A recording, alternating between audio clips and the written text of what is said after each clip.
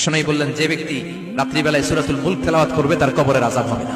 ইন্না হাযিহি সূরাতুন আযীমা মানিআতুন মিন আযাবিল কবর। এই সূরাটা এমন সূরা, সাধারণ কোন সূরা না। এই সূরাতুল মুলক যে রাত্রিবেলায় তেলাওয়াত করবে তার কবরের আযাব থেকে তারে বাঁচিয়ে দিবে কে?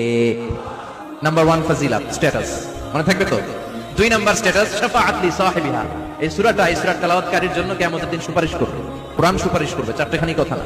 কোরআন যদি আপনার বিরুদ্ধে দাঁড়ায় আপনার জান্নাত ক্যান্সেল, আর কোরআন যদি আপনার ব্যাপারে আল্লাহর কাছে রেকমেন্ডেশন করে জান্নাত আপনার জন্য ওয়াজিব করে দিবে কে?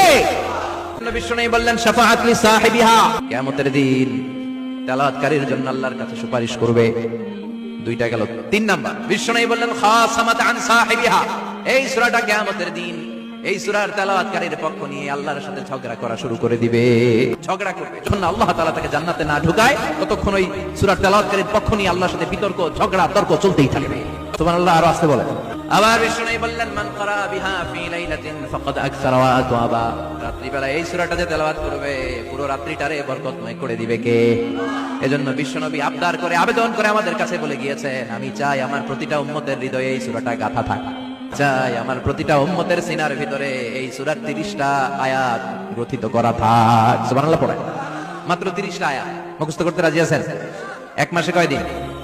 প্রতিদিন একটা করে আয়াত মুখস্থ করলে এই সূরা মুখস্থ করতে লাগবে কয়দিন?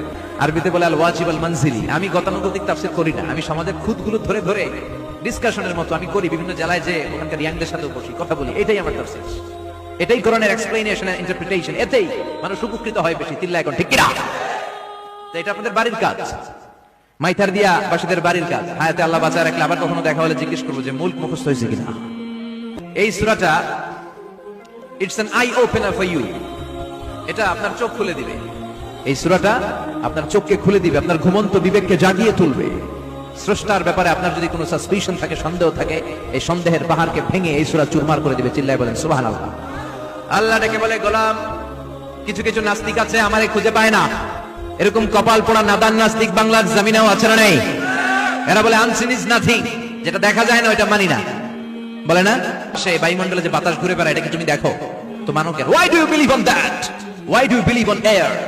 বাতাস বিশ্বাস করো কেন? কপাল পোড়া নাস্তিকরা বাতাস মানে না, কথা কর। Do you see the bad headache someone feel in his head and he's shouting? মাথার ব্যথায়, মাইগ্রেনের পেইনে যখন কেউ চিৎকার করে তার মাথার ব্যথা দেখা যায়। আমার এখন প্রচন্ড মাথা ব্যথা যদি হয়, আপনারা দেখতে পাচ্ছেন তো, নাস্তিকরা কি মাইগ্রেনের পেইন বিশ্বাস করে না? মাথা ব্যথা বিশ্বাস করে কি করে না? বাতাস বিশ্বাস করে কি করে না? কয় আনসিন ইজ নাথিং, যেটা দেখি না ওটা বিশ্বাস করি না, কপাল পোড়া।